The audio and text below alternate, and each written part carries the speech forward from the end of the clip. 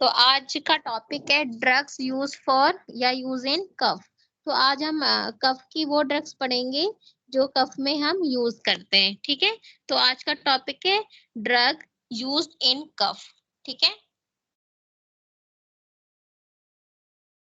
तो पहले हम इंट्रोडक्शन पढ़ते हैं कि कफ होता क्या है। ठीक है, तो cough is a protective reflex, it purpose being explosion of respiratory secretion या फॉरेन पार्टिकल फ्रॉम लंग्स या अपर एयरवे पास। मतलब कफ जो है एक प्रोटेक्टिंग रिफ्लेक्स होता है जिसका मेन जो पर्पस होता है वो एक्सप्लोजन का होता है, चाहे वो रेस्पिरेटरी सिक्रीशन का हो या कोई फॉरेन पार्टिकल्स या लंग से कोई ऐसी चीज आ रही हो। तो मतलब ये एक एक्सप्लोसिव एक्शन है। ठीक है, नेक्स्ट है कफ में बी, कफ में भी यूजफुल। अगर प्रोटेक्टिव के हिसाब से है तो कफ यूजफुल भी होती है, अगर नॉन प्रोडक्टिव के हिसाब से है तो यूजलेस हो सकती है। ठीक है, तो कफ में भी यूजफुल जिसमें है प्रोडक्टिविटी, जिसमें या तो स्पुटम बनेगा, ठीक है, और अगर यूजलेस है तो उसमें कोई भी प्रोडक्शन नहीं होगा। ठीक है, अब बात आती है टाइप्स ऑफ कफ की। जो कफ है उसके कितने टाइप्स है। तो जो कफ है हम उसको क्लासिफाई करते हैं ड्यूरेशन, कैरेक्टरिस्टिक, क्वालिटी और टाइमिंग के अकॉर्डिंग हमने कफ को डिवाइड किया है। तो कफ के 3 टाइप्स है। एक्यूट जो सडन हो, तो एक्यूट जो होते हैं वो सडन ऑनसेट होते हैं, लेस देन 3 वीक, 3 वीक से कम के होते हैं। ठीक है, नेक्स्ट है सबक्यूट जो 3 से 8 वीक के होते हैं, और नेक्स्ट है क्रोनिक जो लंबे समय से, मतलब जिनको 8 वीक से भी ज्यादा हो गया, जो लंबे समय से जो कफ होते हैं उन्हें हम क्रोनिक कहते हैं। ठीक है, अब बात आती है मैकेनिज्म ऑफ कफ की।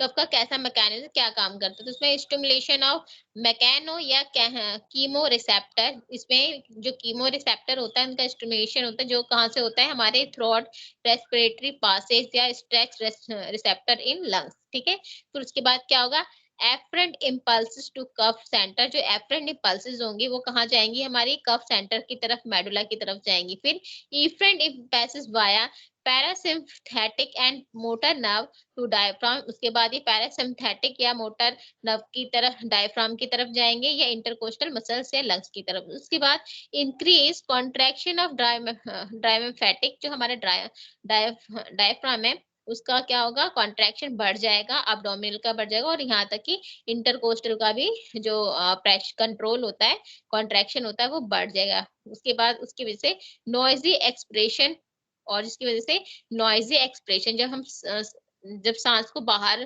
करेंगे ना, जब हम एक्सप्रेशन करेंगे तो उस वक्त जो एक्सप्रेशन का जो साउंड होगा उसमें क्या है, आवाज आई। ठीक है, तो वो हमारा क्या होगा, कफ होगा।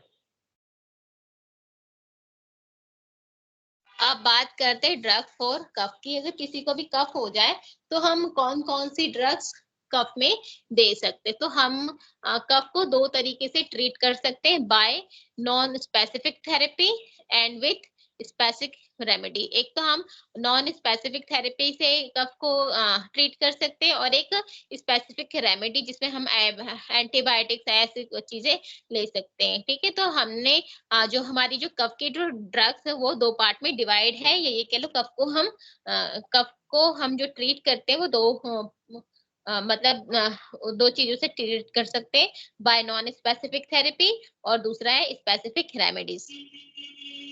अब बात करते हैं हम नॉन स्पेसिफिक थेरेपी की। नॉन स्पेसिफिक थेरेपी है क्या। तो नॉन स्पेसिफिक थेरेपी में हमारे आते हैं फ्रिंगर डेमुसेंट, जिसमें हमारे फ्रिंगर डेमुसेंट होंगे, जिसमें लोरेंजिस, कफ ड्रॉप, लिंकटसिस कंटेनिंग सिरप, ग्लिसरीन लिक्विराइज, ये सारे हमारे फ्रिंगर डिकोमुलेसेंट्स होते हैं नॉन स्पेसिफिक थेरेपी के तौर पे। नेक्स्ट हमारा एक्सपोटोरेंट। एक्सपोटोरेंट में क्या होता है, इसमें नंबर 1 आता है हमारा ब्रोंकियल सिक्रीशन इनहेंसर। मतलब जो हमारे ब्रोंकाई है उनकी सिक्रीशन को बढ़ाने के लिए हम क्या क्या चीजें दे सकते हैं। तो हम उसमें दे सकते हैं सोडियम में पोटेशियम सिट्रेट दे सकते हैं, सोडियम आयोडाइड दे सकते हैं, ग्यूफेनिजिया दे सकते हैं, बल्सम ऑफ टोलू दे सकते हैं, वसाखा और अमोनियम क्लोराइड हम ब्रोंकियल सिक्रीशन को इनहेंस करने के लिए दे सकते हैं। नेक्स्ट आता है हमारा मुकोलाइटिक्स। मुकोलाइटिक्स में हम क्या दे सकते हैं, ब्रोमहेक्साइन, एम्ब्रोक्सोल, एसिटाइल सिस्टीन, कार्बोसिस्टीन, ये हम इसमें दे सकते हैं। थर्ड आता है इसका एंटी टूसिव या कफ सेंटर सप्रेसेंट, मतलब जो कफ सेंटर का है उसको सप्रेस करने वाला, जिसमें हम अपॉइड्स यूज कर सकते हैं। अपॉइड्स में क्या क्या यूज कर सकते हैं? कोडाइन, इथाइल मॉर्फिन, कोलकोडीन। नेक्स्ट हमारा नॉन अपॉइड्स। नॉन अपॉइड्स में हम क्या दे सकते हैं? नेस्केपाइन, डेक्स्ट्रोमिथोरैप या क्लोरोफेनाडाइनॉल दे सकते हैं। थर्ड है एंटी हिस्टामाइन है। एंटी हिस्टामाइन में हम फिनारिमाइन दे सकते हैं, डाइफिन हाइड्रामाइन दे सकते हैं, प्रोमीथाजाइन दे सकते हैं। नेक्स्ट है हमारा पेरिफेरल एक्टिंग, जिसमें हम प्रीनोक्डाइजिन दे सकते हैं। ठीक है, उसके बाद आता है हमारा एडजुवेंट एंटी टूसिव, जिसमें हमारा ब्रोंकियो डायलेटर हम यूज कर सकते हैं, जिसमें हमारे ब्रोंकियो डायलेटर है सल्ब्यूटामोल और टर्बुटेलिन। ठीक है,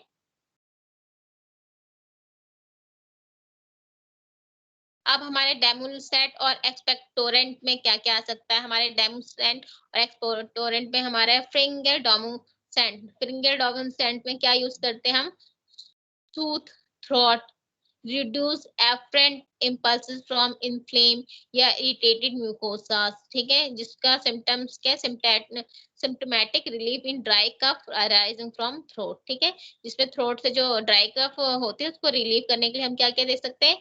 लाइसिनजीन्स, कफ ड्रॉप, लुंटोस कंटेनिंग सिरप, ग्लिसरीन और क्यूराइस हम दे सकते हैं। जब मतलब थ्रोट से जो ड्राई कफ रिलीज होती है उसको रिलीफ कराने के लिए हम ये सारी चीजें दे सकते हैं। नेक्स्ट आता है एक्सपोटोरेंट। एक्सपोटोरेंट में हमें म्यूकोकाइनेटिक्स दे सकते हैं, इंक्रीज ब्रोंकियल सिक्रीशन या रिड्यूस विस्कोसिटी, जिससे क्या होगा? कफिंग रिमूव हो जाएगी। इसको हमने टू पार्ट्स में डिवाइड किया है। नंबर 1 है ब्रोंकियल सिक्रीशन इनहांसर, नंबर 2 है म्यूकोलाइटिक, जैसे कि हमने भी पिछली स्लाइड में पढ़ा था। अब नाम आता है नेक्स्ट है ब्रोंकियल सिक्रीशन इनहेंसर। जो हमारा ब्रोंकियल सिक्रीशन इनहेंसर है, इसमें क्या क्या है? Sodium, potassium citrate, potassium iodide, यूफेनेसिया, बल्सम और टोलो वसाका और अमोनियम क्लोराइड। नेक्स्ट आता है हमारा ब्रोंकियल सिक्रीशन इनहांसर में जो अभी हमने पढ़ा था उसमें क्या क्या आ सकता है? अगर जैसे कि हमने सोडियम पोटेशियम सिट्रेट के बारे में पढ़ा था, उसमें सॉल्ट एक्शन करता है। पोटेशियम आयोडाइड के बारे में पढ़ा था, इसका मेन काम क्या है? तो ये क्या करता है? सिक्रीटेड बाय ब्रोंकियल ग्लैंड, ये ब्रोंकियल ग्लैंड से सिक्रीट होता है। इरिटेट एयरवे म्यूकोसा, ये हमारे एयरवे म्यूकोसा को इरिटेट करता है। प्रोलॉन्ग यूज है, डिस्टर्ब थायराइड फंक्शन। ठीक है, जिससे आयोडिज्म हो सकता है, जो अब यूज नहीं किया जाता। नेक्स्ट है हमारा ग्यूफेंसिया, बेल्सम ऑफ टोलू और वसाका। ये क्या है?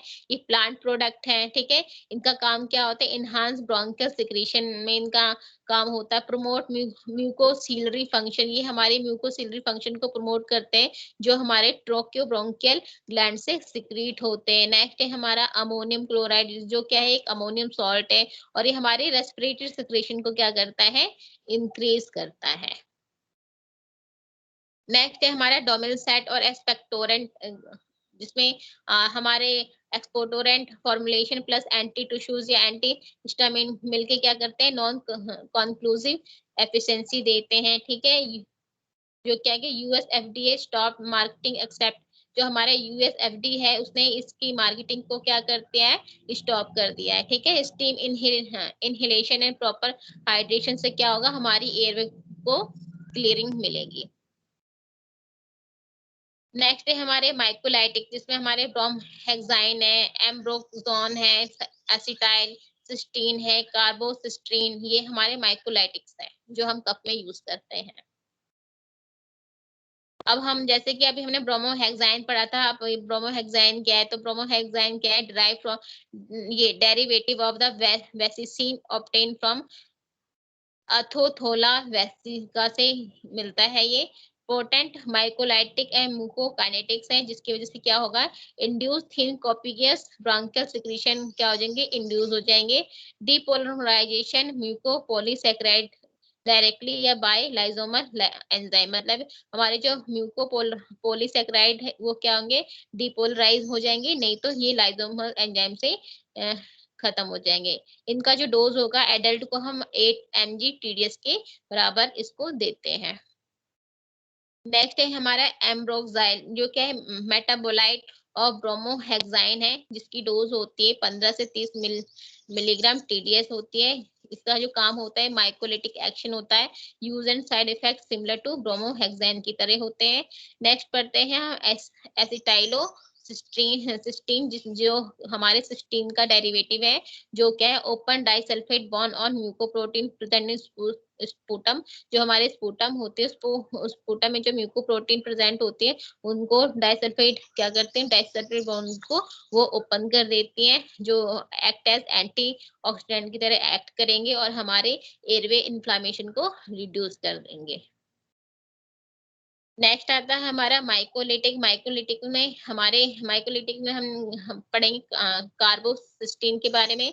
ये एक मतलब ये क्या है, लिक्विफाइड विस्कस स्पूटम होता है, जो ओरली एडमिनिस्ट्रेशन इसको कैसे देंगे हम, 250 से 750 mg TDS पर्सन को देना है। में ब्रो गैस्ट्रिक म्यूकस बैरियर, ये हमारे गैस्ट्रिक म्यूकस बैरियर को भी ब्रेक कर सकते हैं, जिसकी वजह से कॉन्ट्रा इंडिकेशन में पेप्टिक अल्सर, जिससे पेप्टिक अल्सर होने के चांसेस हो सकते हैं और साइड इफेक्ट भी हो सकते हैं। साइड इफेक्ट में है स्किन रैशेस हो सकती है इससे। अब बात आता है एंटीट्यूसिव। एंटीट्यूसिव क्या है, एक्ट ऑन CNS। जो एंटीट्यूसिव होती है वो हमारे CNS पे एक्ट करती है, जिससे कफ सेंटर क्या होता है, होल्ड हो जाएगा। एक्ट पेरिफेरली इन रेस्पिरेटरी के, और ये पेरिफेरली हमारे रेस्पिरेटरी ट्रैक्ट पे एक्ट करेगी, जिसकी वजह से हमारे जो रिड्यूस ट्यूसल रिस्पॉन्स, जो हमारे ट्यूसल रिस्पॉन्स होंगे वो कम हो जाएंगे। इसका जो मेन काम एम होता है, इसका एम है to control the cough rather than eliminate बढ़ने से रोकना, कफ को बढ़ने से रोकना इसका मेन एम होता है।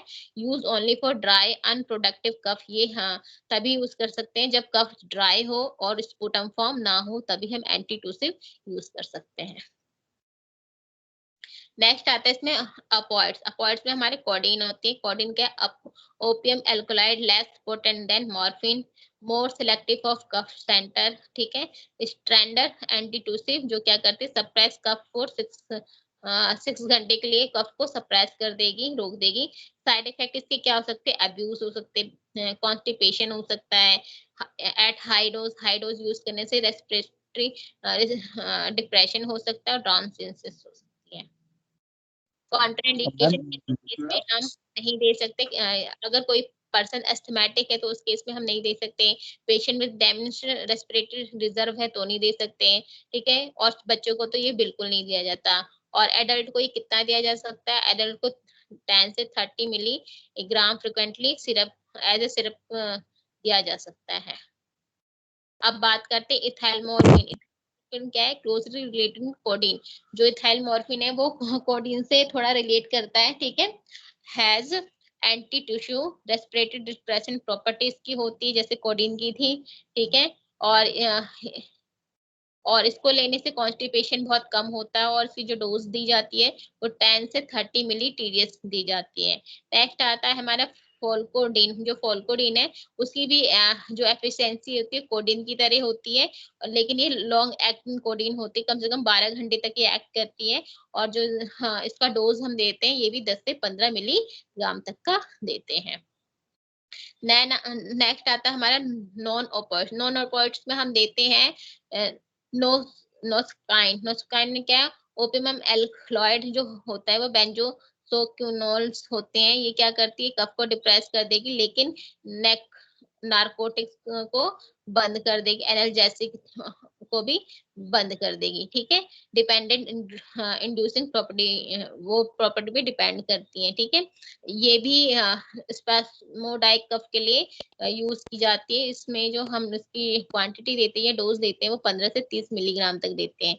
इसको लेने से साइड इफेक्ट है कि पर्सन को नोजिया या हेडेक हो सकता है। ठीक है। और ये ब्रोंको कॉन्स्ट्रक्शन भी प्रोड्यूस कर सकते हैं।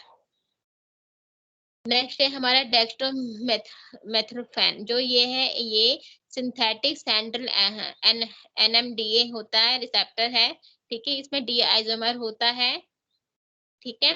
इफेक्टिव एज कोडोन, ये भी कोडोन की तरह इफेक्टिव है, ठीक है, लेकिन ये हमारे म्यूकोसिलरी फंक्शन को डिप्रेस नहीं करता, और इसका जो डोज दिया जाता है वो 10 से 20 मिलीग्राम का दिया जाता है। इसको लेने से पर्सन में डिजीनेस हो सकती है, नोजिया हो सकता है, ड्राउन सेंसेस हो सकती हैं। एट हाई डोज लेने से उसको हेलुसिनेशन या एक्टाक्सिया हो सकता है। नेक्स्ट है हमारा क्लोफिडाइनॉल, जो क्या होता है, एक तरीके का एंटीटूसिवी है, ठीक है, स्लो ऑनसेट होता है, और इसका जो ड्यूरेशन का जो एक्शन होता है काफी लॉन्ग ड्यूरेशन लेता है। इसकी जो डोज होती है 20 से 40 मिलीग्राम की होती है। इसको लेने से साइड इफेक्ट हो सकते हैं, ड्राइनेस ऑफ माउथ हो सकता है, वर्गिटो हो सकता है, इरिटेबिलिटी हो सकती है। नेक्स्ट है हमारा एंटी हिस्टामिन्स, जिसमें क्या है, H1 ब्लॉकर और एडिड टू एंटी टिश्यू, जिसमें हम एंटी टिश्यू में H ब्लॉकर को ऐड करते हैं। अफॉर्ड रिलीव इन कफ, ये कफ में रिलीव करेगा ड्यू टू देयर सेडेटिव, इसमें जो सेडेटिव प्रेजेंट होता है उसकी वजह से कफ में थोड़ा सा रिलीफ देगा।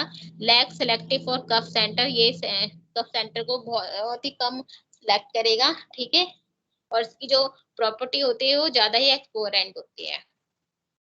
Specially promote for cough in respiratory allergy state, और स्पेशली प्रमोट कफ को कर दे, अगर किसी को रेस्पिरेटरी एलर्जी है तो उस केस में उसको बढ़ा देगी।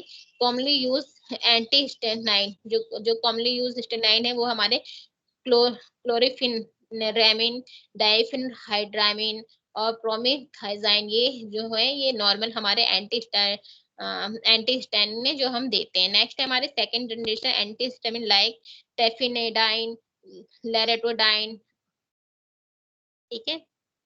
नेक्स्ट यहाँ आते हैं हमारी पेरिफेरल एक्टिंग एंटीटोसी, जो पेरिफेरल पे काम करती है वो है पेरिनोक्सडाइजिन, जो एक तरीके क्या होते हैं, ये स्ट्रेच रिसेप्टर होते हैं, पल्मोनरी स्ट्रेच रिसेप्टर होता है, जिसकी वजह से हमारे लंग्स की जो इम्पल्सेस होंगी वो थोड़ी सी क्या हो जाएंगी, कम हो जाएगी। ये हमारे ब्रोंकियल ओरिजिन को इंडिकेट करता है। इसकी कोई भी एफिशिएंसी नहीं होती, लेकिन इसकी जो डोज होती है काफी हाई होती है, वो 100 से 200 mg के बराबर होती है, ठीक है। नेक्स्ट है ब्रोंकियो डायलेटर, जो क्या है, एक ब्रोंकियो स्पास्ट की तरह काम करता है, जो ठीक है, ये क्या करेगा, पल्मोनरी रिसेप्टर स्टिमुलेशन है जो हमारे कफ को इंड्यूस कर देगा। इसको हम हमेशा नहीं ले सकते।